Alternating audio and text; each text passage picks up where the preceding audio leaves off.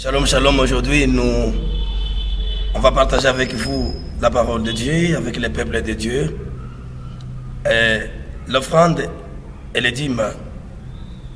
C'est la parole qui m'intéresse à partager avec vous ce matin.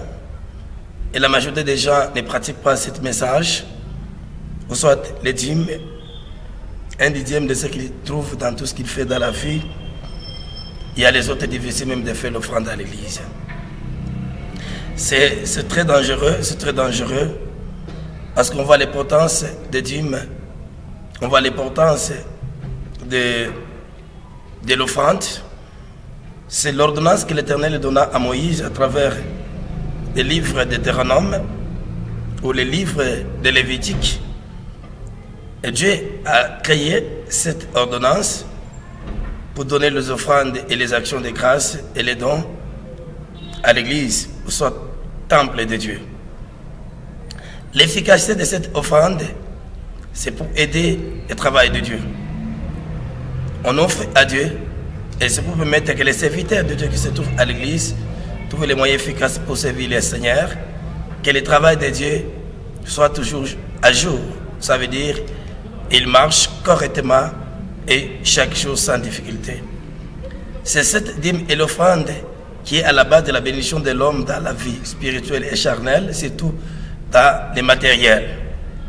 Parce qu'aujourd'hui, nous avons besoin d'être bénis par Dieu, mais pour être bénis par Dieu, nous devons remplir les conditions qui créent la bénédiction à nous. Ces conditions, ce sont les dîmes, ce sont les offrandes.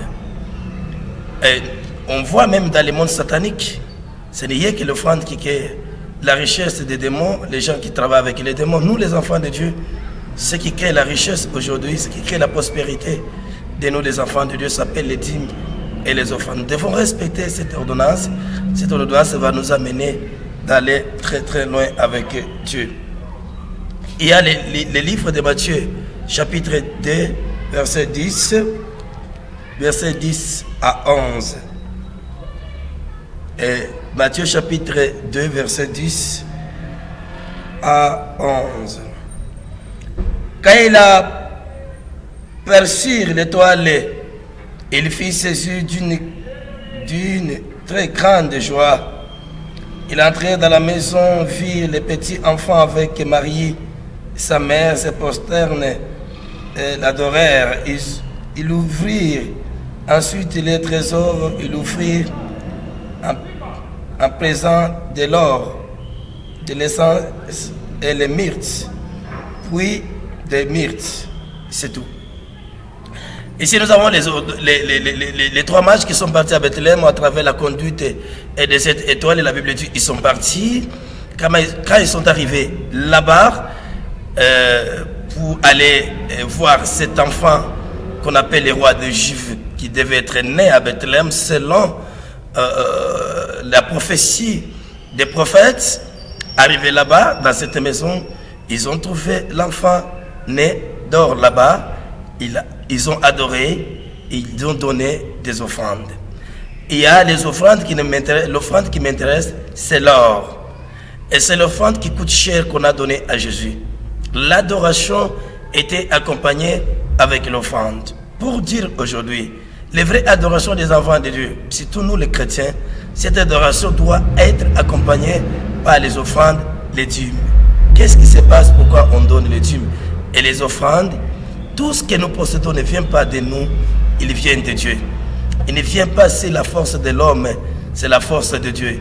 Il ne vient pas sur l'intelligence de l'homme, il vient sur l'intelligence de Dieu.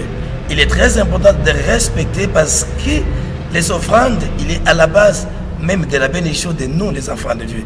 Il est à la base de la guérison de beaucoup des enfants de Dieu. Il est à la base de créer la richesse dans la vie des hommes. Ici, c'est le Nouveau Testament que j'ai lu. Je n'ai pas encore lu l'Ancien Testament. C'est Jésus qu'on met première fois l'offrande qui coûte très cher. D'ailleurs, jusqu'à aujourd'hui, j'ai beaucoup côtoyé beaucoup des églises. Je suis invité, parfois j'ai participé à différents séminaires dans différentes églises. Je n'ai jamais vu un homme vient donner l'offrande de l'or. Mais Jésus a trouvé, on l'a donné cette offrande de l'or pour dire qu'il est le roi, pour dire que tout lui appartient. Et cette offrande de l'or qu'on donne à Jésus, ça veut dire, c'est créer directement la prospérité et la stabilité pour permettre que les Marie et Joseph trouvent les moyens d'encadrer les fils et pour permettre que la vie de Jésus soit bien encadrée avec tous les moyens possibles. Donc ça veut dire pour que la parole de Dieu aille de l'avant. Cette parole de Dieu passée par cette offrande a créé la fondation efficace pour pousser Marie et Joseph d'encadrer Jésus, pour permettre que Jésus lui-même trouve les moyens de vivre pour aller de l'avant avec cette bataille ou cette parole de Dieu. Quand on lit sur la parabole que Jésus donna et parla avec les disciples ou avec les pharisiens sur le livre de Luc, chapitre 12, le verset 16, mais je voulais m'intéresser sur les versets 19 à 20. Et ce verset m'intéresse beaucoup quand je lis parce que je comprends ce verset. Il est très très important que je partage avec vous. Voici ce que dit la Bible sur le verset 19. Et je dirais à mon âme, tu as beaucoup de biens réservés pour plusieurs années. Repose-toi, mange, bois, réjouis-toi.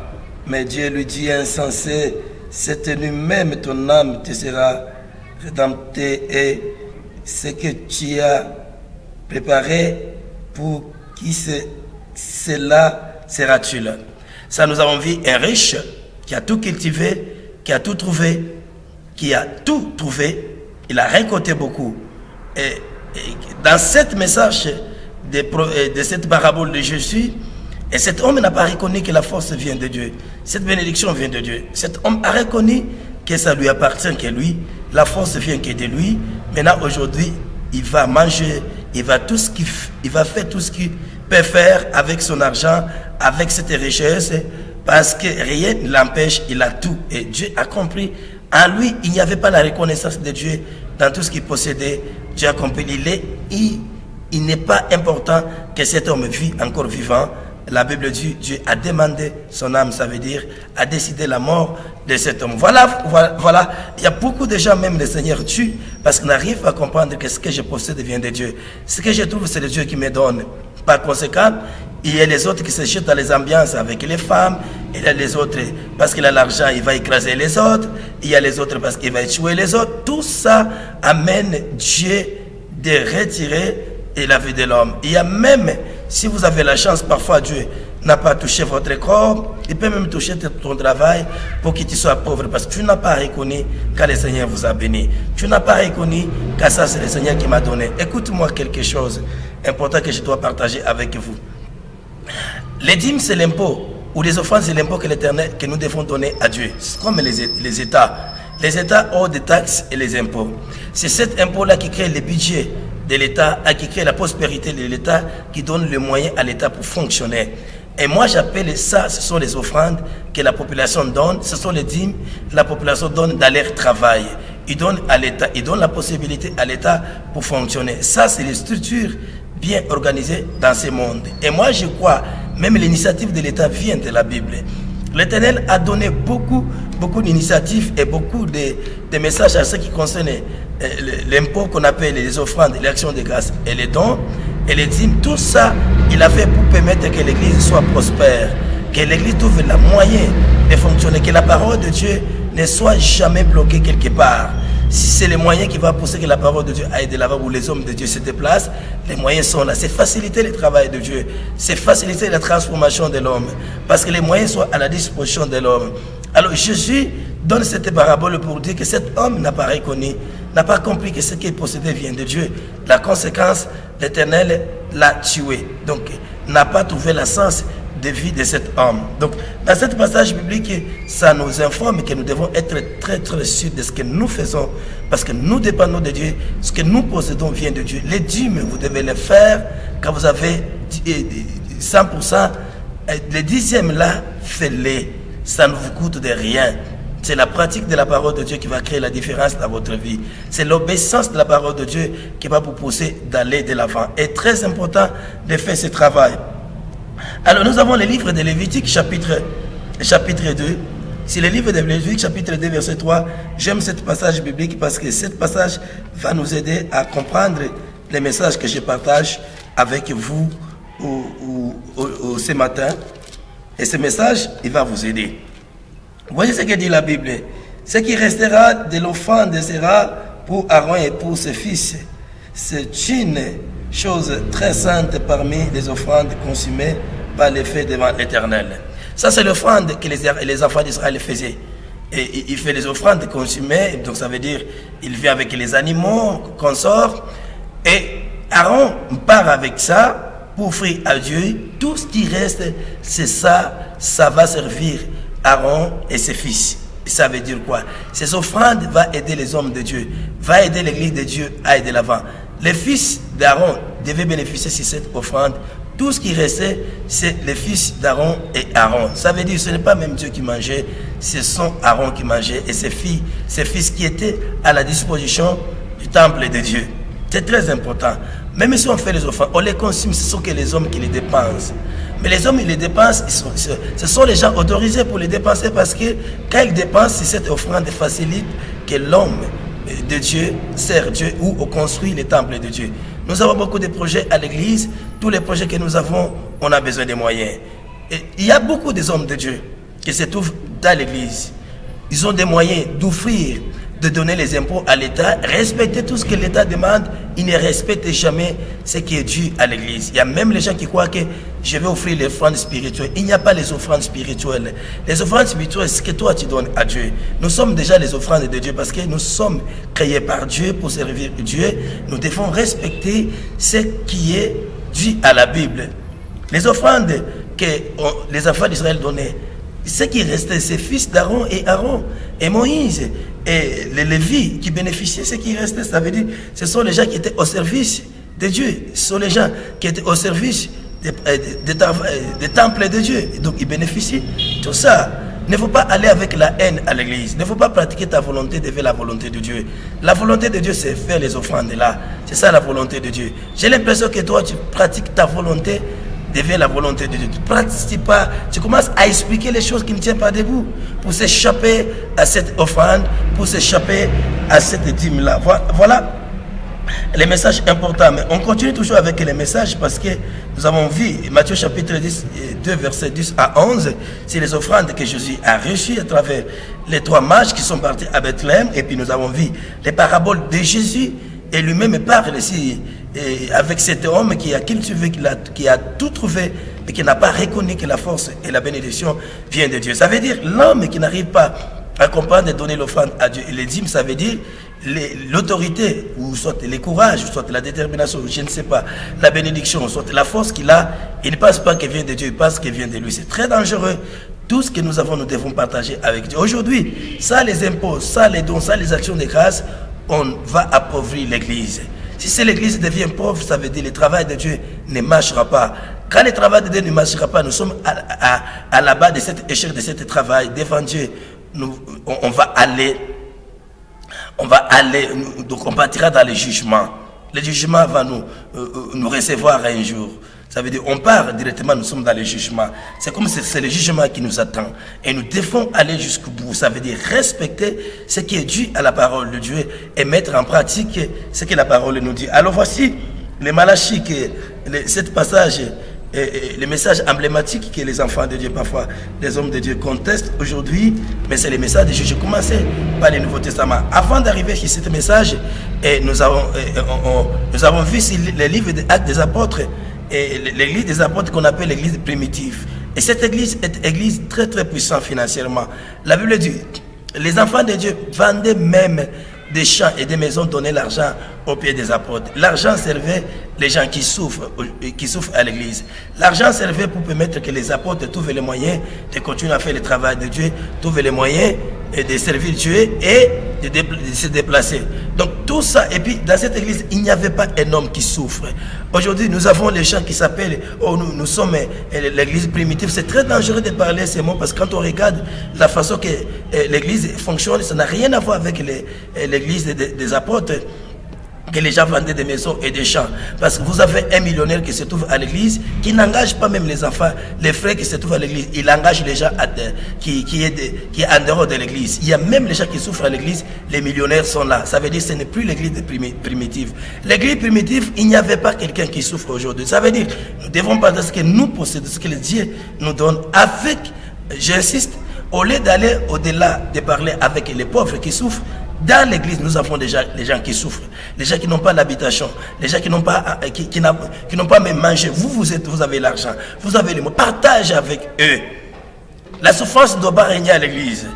Parce que là où il y a la présence de Dieu, là où il y a la présence de Dieu, il devait avoir la prospérité, il devait avoir la bénédiction, il devait avoir les gens bénis, les gens heureux, les gens concentrés pour servir le Seigneur. Aujourd'hui, on voit que l'argent beaucoup des hommes de Dieu, ils ne partagent pas avec les hommes de Dieu à l'église, ils partagent avec leur famille.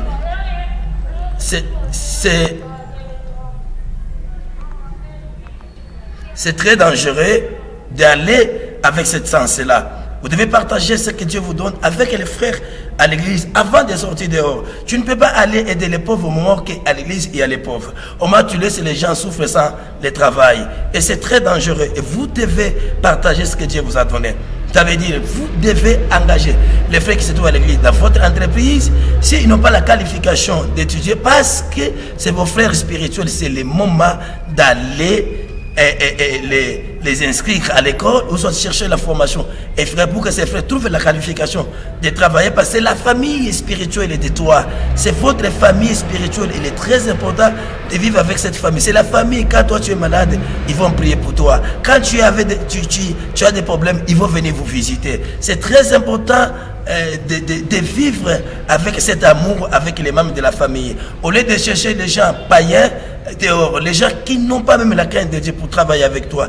Dans ton entreprise, il vient, il vole, il fait n'importe quoi. Toi tu dis je suis un homme de Dieu, je suis dans l'église primitive, au moment où dans votre église beaucoup de gens souffrent. Il y a même les gens qui n'ont pas mangé hier. C'est très dangereux, c'est très dangereux. Vous devez examiner la façon que toi tu sers, la façon que tu comprends Dieu. Ça veut dire au-delà des dîmes et des offrandes, nous avons les actions de grâce, nous avons les dons que nous donnons, on aide les gens qui souffrent. Moi, je ne voulais pas, au sein de l'église, avoir beaucoup de riches, mais les pauvres, les gens pauvres règnent à l'église. Ce n'est plus l'église, ça. Ça devient autre chose. Si nous voulons revenir sur l'ancienne église, l'église primitive des apôtres, des pierres, ce n'était pas cette église que nous voyons aujourd'hui. L'église basée dans la haine. L'église qui, un homme de Dieu croit, voit, selon lui, il a besoin de voir une autre personne souffre au sein de l'église. Les malheurs des autres à l'église, ça lui fait bien, il est joyeux pour ça. La joie vient parce que tel souffre, tel n'a pas mangé, on l'a cherché dans le travail. Très attention, tu risques d'être les démons devant les enfants de Dieu. Tu risques d'être le diable en personne qui marche devant les enfants de Dieu. C'est très dangereux. Vous devez cultiver l'amour, vous devez revenir sur l'église du Nouveau Testament. Ça veut dire l'église primitive, l'église qui partageait à tout ce qu'il possédait avec les enfants de Dieu.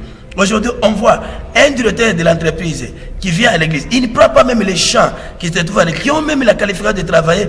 Il part pour engager les amis en dehors de l'église. Il part pour engager les filles, les copains, je ne sais pas, copines, pour venir travailler avec lui. C'est très dangereux. C'est très dangereux. Tout ce que tu fais là, un jour, tu récolteras très très mal. Quand tu sèmes mal, tu vas récolter très très mal. C'est très dangereux de prendre cette attitude comme l'attitude des responsables. Ce n'est pas l'attitude des enfants de Dieu, c'est l'attitude des enfants, des gens qui vivent avec les démons, les gens qui ne comprennent pas Dieu, les gens qui n'est pas même appelés de servir Dieu, les gens qui n'ont pas compris la parole de Dieu. Nous devons vivre avec l'amour à l'église. Et c'est pourquoi aujourd'hui je voulais partager avec vous. Vous devez donner les offrandes. Si le pasteur les mange, c'est le problème du pasteur. Il a le droit de dépenser de tout ce que les enfants de Dieu donnent à l'église. La Bible dit tout ce que les enfants de Dieu donnaient dans les temples de Dieu à travers Aaron et Moïse. Ce sont les fils d'Aaron et les Lévites et Moïse qui dépensaient tout ça. Ce n'est pas même Dieu. Mais Dieu était heureux parce que les serviteurs de Dieu étaient en mouvement. Leur santé était bonne. Et les serviteurs de Dieu ne cherchaient rien.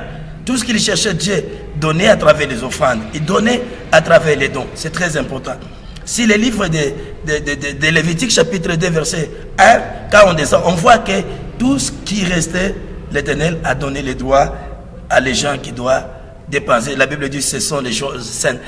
Il y a même les gens, tu n'es pas pasteur, tu n'es pas habilité de prendre les dîmes des gens, toi tu prends les dîmes des gens. Ça va créer la malédiction pour toi. Il ne faut pas se fabriquer là où tu n'étais pas là où que Dieu vous a pas vu. Si Dieu vous a pas encore installé pasteur, vous a pas encore installé sacrificateur à l'église, laisse les dîmes, ce n'est pas pour toi. Quand tu manges ça, tu manges la malédiction. La Bible dit, Dieu interdit que tout le monde mange ces dîmes-là et ces offrandes-là et dit ce sont les choses saintes.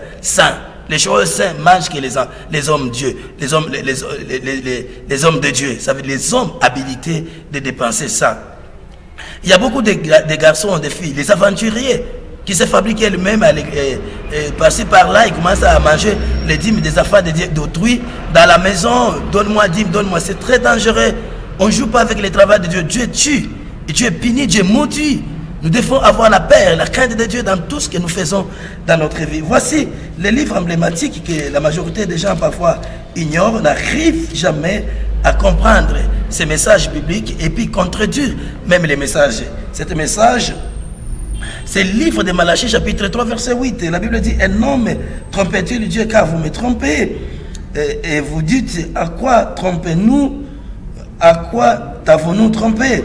Dans les dîmes et les offrandes, vous êtes frappés par la malédiction et vous me trompez, la nation tout entière.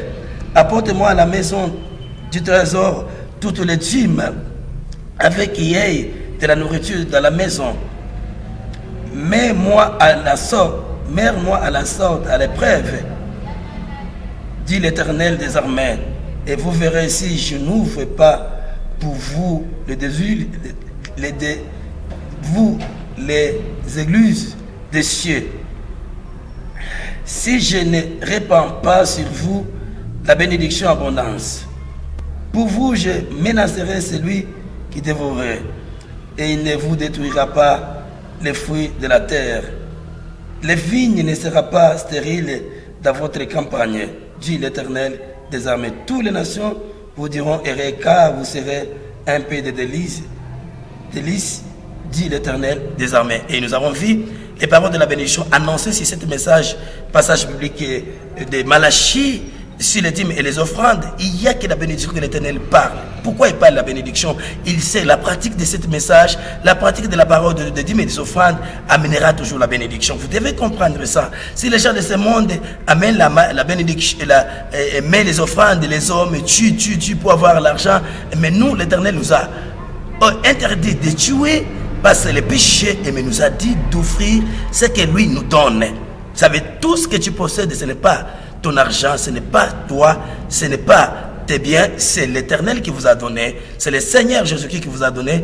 Vous devez partager avec le Seigneur Jésus-Christ. Vous devez lui donner rapport. Vous devez payer l'impôt à Jésus. Vous devez payer l'impôt à l'Église. Les offrandes et les dîmes et les actions de grâce, ce sont les impôts que nous donnons à Dieu pour permettre que le travail de Dieu aille de l'avant. C'est ça la parole de Dieu. C'est très, très, très important. Nous avons vu la parole de Dieu. Matthieu, Jésus multiplie les pains. La Bible dit, les 5 pains et les 2 poissons n'est pas sorti à Jésus.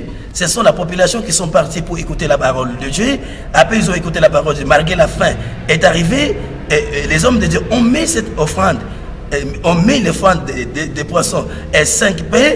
Et Jésus a multiplié. La multiplication de votre richesse dépend de votre offrande. La bénédiction de votre vie matérielle dépend de la façon que tu donnes les dîmes, les offrandes, les actions de grâce, aider les pauvres, les gens qui souffrent. Aide de bon cœur. Tout ça va apporter la bénédiction sur toi. Non seulement la bénédiction, il va même apporter la guérison. Il va même apporter la sécurité autour de toi. On a vu on a essayé de lire ce message biblique qu'on a partagé avec vous, c'est Malachie. Dieu, il dit, quand vous faites ça, les dîmes et les offrandes dans la maison de l'Éternel, il va même bénir la terre pour que la nourriture sorte bénie. Il va même arranger tout ce que l'homme fait pour que dans tous les travaux que l'homme fait, il y ait que la bénédiction. Il sort que la bénédiction. Voyez-vous? Et c'est très important. Et je lis la parole de Dieu sur la perle de Pierre. La Bible dit Jésus est parti pour prêcher la parole de Dieu au bord de la mer. Et arrivé là-bas, il a trouvé Pierre qui a travaillé toute la nuit, il n'a pas trouvé. Et la Bible dit, Jésus demandait les pirogues ou les bateaux de Pierre. Pierre a donné les bateaux à Jésus. Jésus a utilisé les bateaux pour évangéliser. C'est plus tard qu'il dit, jette les fils encore. Ça veut dire quoi? Pierre a donné cette offrande, les bateaux pour servir à Jésus, à annoncer la bonne nouvelle. Et plus tard, Jésus est revenu et faire les miracles avec Pierre. C'est le même bateau qui a servi Jésus pour prêcher la parole de Dieu. C'est le même bateau que Jésus a utilisé pour les miracles. Cet bateau a été rempli de poissons et cette pirogue a été remplie de poissons parce qu'il a servi à Jésus. Alors, voilà, vous devez partager, vous devez respecter les dîmes et les offrandes. Va vous bénir beaucoup dans votre vie, va guérir même votre maladie. C'est très, très, très important. Et c'est pourquoi j'avais besoin de partager avec vous ce matin et cette parole de Dieu pour vous aider à comprendre les rôles de l'offrande. Même si tu dis non, je fais l'offrande spirituelle, il n'y a pas l'offrande spirituelle. Vous priez, ce n'est plus l'offrande. Nous avons vu Abraham aller partir donner l'offrande. Quelle offrande? C'est Isaac l'Éternel demandait. D'ailleurs, il a tenté la foi d'Abraham. L'Abraham a compris que l'enfant, c'est l'Éternel qui m'a donné. Ici aujourd'hui, l'Éternel décide de prendre cet enfant. Il a tous les droits et il est parti donner l'offrande à Dieu. Et Dieu a compris cet homme. Il est obéissant à moi, il me respecte, il pratique mes paroles et mes commandements. Et plus tard, l'Éternel a choisi l'offrande idéale qu'Abraham devait donner. C'est très, très, très important. Alors, vous devez aller jusqu'au bout. Ne donne jamais l'offrande à qui? À n'importe qui. L'offrande, il est destiné pour les hommes de Dieu, pour les pasteurs. Ce n'est pas un frère qui vient à la maison de frère, je vais vous donner l'offrande. Non. Les offrandes, on les donne à l'église. On ne donne pas l'offrande dans les rues. Ce que vous donnez dans les rues, ce n'est plus l'offrande, c'est les dons. Parce que la Bible dit, apporte-moi les dîmes et l'offrande dans la maison de l'Éternel. C'est dans la maison de Dieu. Même si les livres de Lévitique ont donné l'offrande dans la maison de Dieu. Mais si vous aidez les gens dans les rues, ce n'est pas l'offrande, ce sont les dons que vous faites. Et tu dis, attention, respectez ces principes. Laisse l'orgueil. Tu payes l'impôt à l'État. Tu payes tout ce que vous payez là. Vous avez besoin que l'État trouve les moyens pour fonctionner. Ça fait partie du développement. Tu payes, ça fait partie de la richesse du pays. Parce que ce qui contribue, qui constitue le budget de l'État et le budget de l'Église est constitué par les offrandes, les dîmes, les actions de grâce et les dons. Ce sont la richesse de Dieu. Nous-mêmes, nous sommes le produit de Dieu parce que nous sommes créés que par Dieu. Et nous devons respecter ça. On a vu la parole de cette femme qui a utilisé les parfums qui coûtent très cher à Jésus. Même les disciples étaient étonnés que cette femme est venue détruire cette offrande qui coûtait cher. Il devait même vendre pour aller donner les pauvres. Mais rien que ce don, rien que cet acte que cette femme a fait, il a créé la résurrection de qui? De Lazare. Jésus s'est familiarisé avec cette femme plus tard. Il a connu Lazare, la mort de Lazare, et Lazare a été ressuscité. Moi je dis c'est l'offrande qui a parlé à la place de cette femme-là, de cette parfum qui coûte cher, qu'il a utilisé sur les pieds de Jésus. On vit les résultats de cette offrande. C'est la résurrection de Jésus, et c'est la résurrection de qui? De Lazare. Vous devez comprendre ça. Ce message, il est destiné à toi. Que le Seigneur Jésus-Christ vous bénisse. Je crois, avec ce message, le Seigneur va vous bénir. Respectez les offrandes, respectez les dîmes, respectez les assos de grâce. Faites-les, même le peu de moyens que vous avez là, faites-les. Tu vas voir que même les sorciers sont incapables de maudire votre finance. Même les sorciers vont combattre votre travail de la main, ils vont échouer. Parce que ce travail, le Seigneur va s'approprier. Ce travail, il sera béni par le Seigneur. La main du Seigneur va veiller sur ce travail que tu fais. Parce que tu reconnais que ce que je trouve vient de Dieu. L'argent que j'ai, ce n'est pas pour moi, c'est pour Dieu. Tu donnes le rapport à Dieu. Tu vas voir, même si les démons vont jouer, même si les gens qui vont combattre dans les finances vont jouer, plus tard l'Éternel va délivrer votre travail entre les mains du diable, entre les mains des sorciers et des démons, pour vous donner la richesse, pour donner la victoire, pour vous donner la bénédiction. parce que vous pratiquez la parole de Dieu, parce que tu crains Dieu en pratiquant ses paroles. Donc vous avez la possibilité d'écouter cette message. Vous avez la possibilité d'être délivrant. Cette message, c'est la délivrance de votre vie. Si vous voulez être béni, si vous voulez être guéri, si vous voulez avancer avec le Seigneur, pratique cette parole-là. Respecte ça. Que le Seigneur Jésus-Christ vous bénisse. Amen.